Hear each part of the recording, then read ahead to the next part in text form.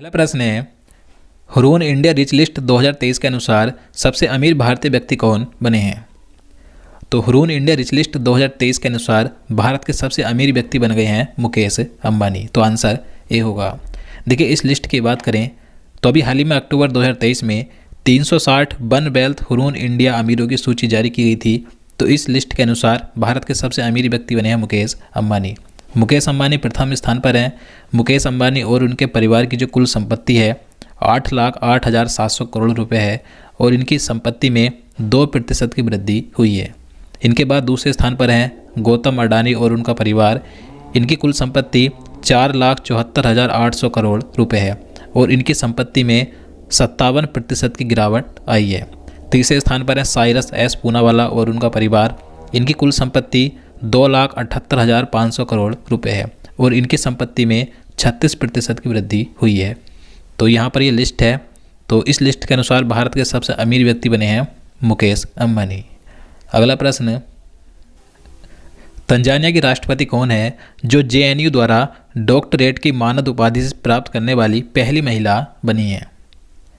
तो answer B होगा सामिया सुलूहु हसन। तो सामिया सुलूहु हसन ये तंजानिया की राष्ट्रपति हैं जो अभी हाल ही में अक्टूबर 2023 में भारत दौरे की यात्रा पर आई थी। तो इन्हें जो नई दिल्ली में जेएनयू है यानी कि जो जवाहरलाल नेहरू विश्वविद्यालय है तो इसके द्वारा डॉक्टरेट की मानद उपाधि से सम्मानित किया गया। तो ये इस उपाधि से सम्मानित होने वाली पहली महिला बन गई हैं। देखिए, इन्हें भारत तंजानिया के बीच संबंधों को बढ़ावा देने के लिए महत्वपूर्ण भूमिका के लिए इस उपाधि से सम्मानित किया गया है। तो तंजानिया की राष्ट्रपति हैं सामिया सुलूहु हसन जिन्हें भारत में जेएनयू द्वारा डॉक्टरेट की मानद उपाधि से सम्मानित किया गया है और यह उपाधि प्राप्त करने वाली पहली महिला बनी है। तो इसलिए क्वेश्चन महत्वपूर्ण रहता है। अगला प्रश्न, अर्थशास्त्र के नोबेल पुरस्कार 2023 से किसे सम्मानित किया गया। तो देखिए, इससे पहले के वीडियो में मैंने आपको 2023 के नोबेल पुरस्कार ट्रिक से याद कराए थे। अगर आपने वीडियो देखा होगा तो आप इसका आंसर बता सकते हैं। तो बताइए इसका आंसर क्या होगा। तो आंसर ए होगा क्लॉडिया गोल्डिन। क्लॉडिया गोल्डिन ये अमेरिका के अर्थशास्त्री हैं जिन्हें 2023 में अर्थशास्त्र यानी इकोनॉमिक्स का नोबेल पुरस्कार मिला है। अब देखिए, मैंने आपको ट्रिक से कैसे याद कराया था। इनका जो नाम है क्लॉडिया गोल्डिन। तो गोल्डिन में क्या छिपा है, गोल्ड। और गोल्ड किसके लिए ज़रूरी है, इकोनॉमी के लिए यानी कि अर्थव्यवस्था के लिए। तो अर्थव्यवस्था यानी कि अर्थशास्त्र का नोबेल पुरस्कार किसे मिला, गोल्डिन को। तो इस तरीके से मैंने आपको याद कराया था। इसी प्रकार के सभी जो अन्य क्षेत्र हैं उनके नाम भी याद कराए थे।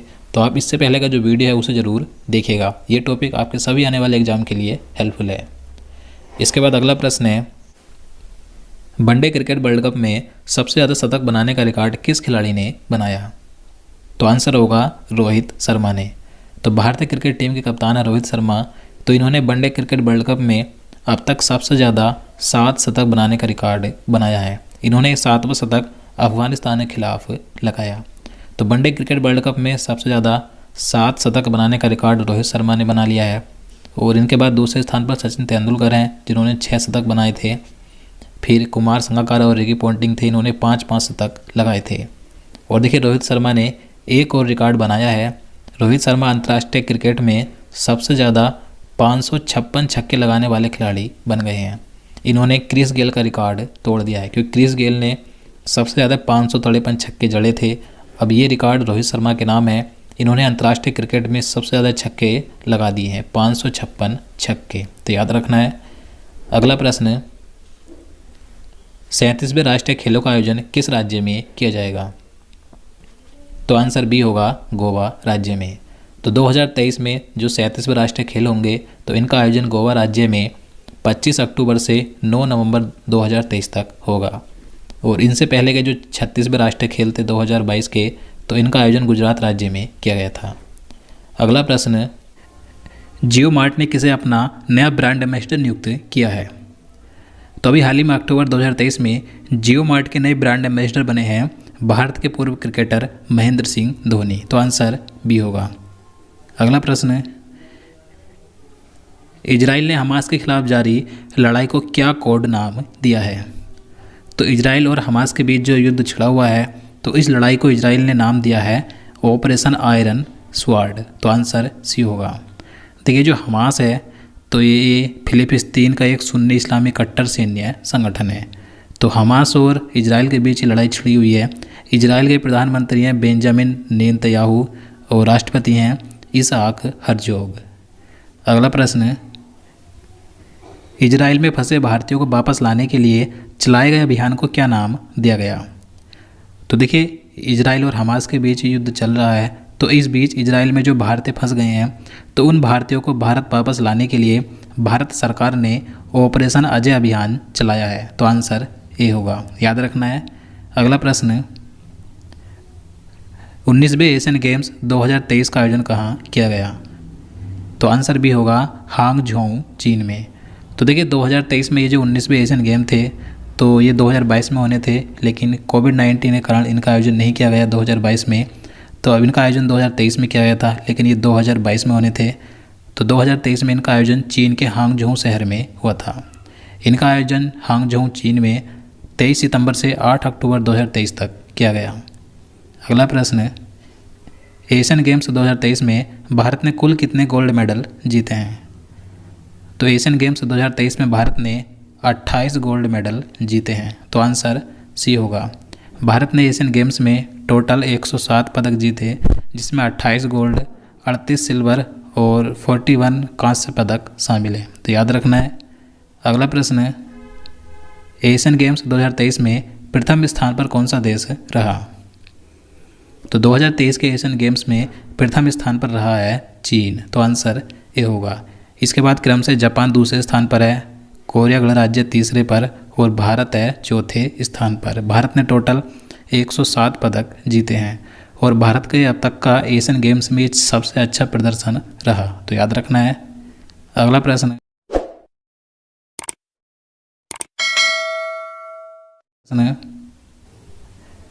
20वें एथलेटिक्स ने इस वर्ष के एथलीट ऑफ द ईयर के लिए किसे नामित किया है?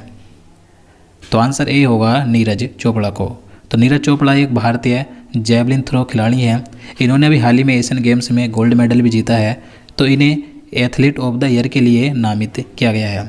इनके साथ दुनिया भर के 11 खिलाड़ियों को इस बार नामित किया गया है और भारत की ओर से कौन है? नीरज चोपड़ा। अगला प्रश्न, किस राज्य ने गंगा डॉल्फिन को राज्य जलीय जीव के रूप में घोषित किया है? तो आंसर होगा उत्तर प्रदेश राज्य ने।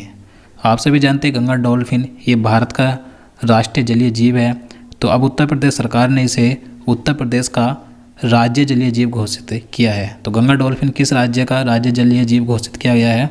उत्तर प्रदेश का। उत्तर प्रदेश की बात करें तो उत्तर प्रदेश का राज्य के पशु है स्वयंभू डियर यानी कि बारहसिंगा, राज्य के वृक्ष है अशोक, राज्य के पक्षी सारस क्रेन है और राज्य के पुष्प है पलाश और राज्य का खेल है फील्ड हॉकी और उत्तर प्रदेश राज्य की आधिकारिक भाषा है हिंदी। तो याद रखना है। अगला प्रश्न, अंतर्राष्ट्रीय क्रिकेट में सर्वाधिक छक्के लगाने का रिकॉर्ड किस खिलाड़ी ने बनाया है? तो मैंने आपको पहले बता दिया अंतर्राष्ट्रीय क्रिकेट में सबसे ज़्यादा छक्के लगाने वाले खिलाड़ी बने हैं रोहित शर्मा। तो आंसर ए होगा। रोहित शर्मा ने क्रिस गेल का रिकॉर्ड तोड़ दिया है। क्रिस गेल ने देखिए 553 छक्के लगाए थे, जबकि रोहित शर्मा अब तक 556 छक्के लगा चुके हैं। तो अंतर्राष्ट्रीय क्रिकेट में सबसे ज़्यादा छक्के लगाने वाले खिलाड़ी कौन है?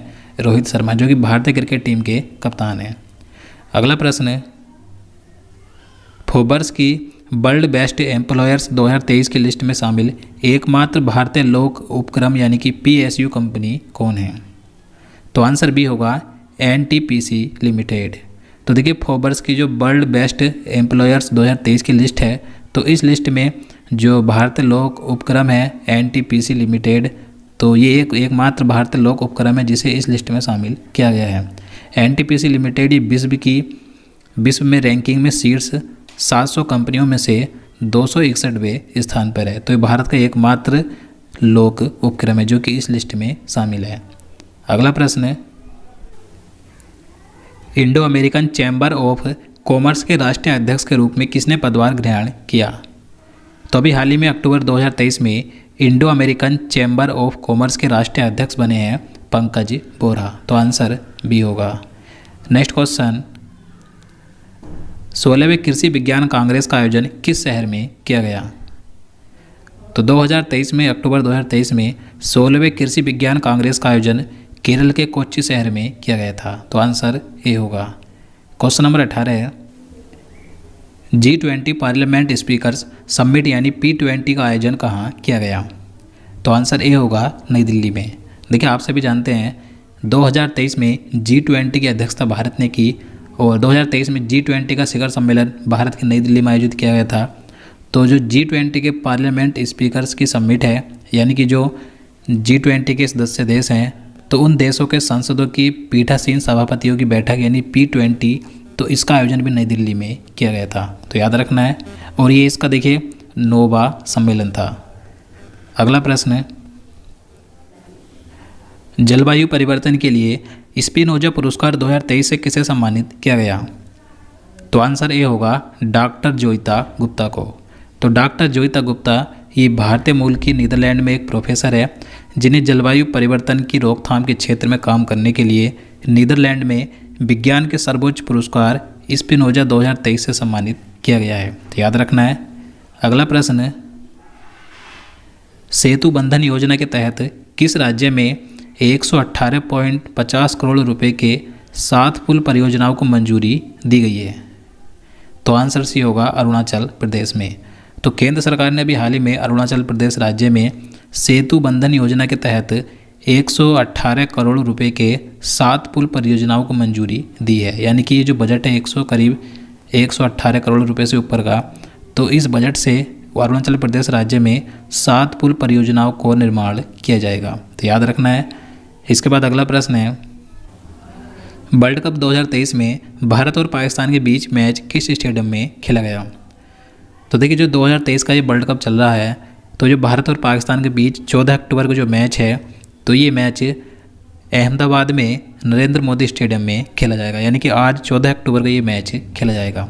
तो आंसर ये होगा। और मैं आपको बता दूं, वनडे वर्ल्ड कप के इतिहास में भारत की 8वीं बार पाकिस्तान से भिड़ंत है आज 14 अक्टूबर को, लेकिन अभी तक भारत एक भी बार वनडे वर्ल्ड कप में पाकिस्तान से नहीं हारा है। देखते हैं आज क्या होता है 14 अक्टूबर को। तो लेकिन अभी तक का इतिहास है, भारत वनडे वर्ल्ड कप में पाकिस्तान से एक भी बार नहीं हारा। तो दोस्तों आज के लिए इतना ही। अब चलिए आज का प्रश्न देखते हैं, जिसका आंसर आपको नीचे कमेंट बॉक्स में बताना है। तो आपके लिए आज का प्रश्न है, शांति यानी पीस का नोबेल पुरस्कार 2023 किसे दिया गया? तो इसका आंसर आपको नीचे कमेंट बॉक्स में बताना है। इससे पहले मैंने 2023 के जो नोबेल पुरस्कार हैं, तो उसका एक ट्रिक से पूरा वीडियो बनाया हुआ है, आपको देखना है। तो आपको इस वीडियो को लास्ट में प्लेलिस्ट मिल जाएगी, आप यहाँ से जाकर 2023 के सभी टॉपिक वाइज वीडियो देख सकते हैं। तो दोस्तों उम्मीद करता हूँ आपको वीडियो पसंद आए। अगर आपको वीडियो अच्छा लगा हो, आपके लिए हेल्पफुल हो, तो प्लीज़ वीडियो को लाइक और शेयर करना, साथ ही चैनल को सब्सक्राइब कर लेना। तो चलिए मिलते हैं नेक्स्ट वीडियो में। जय हिंद, जय भारत।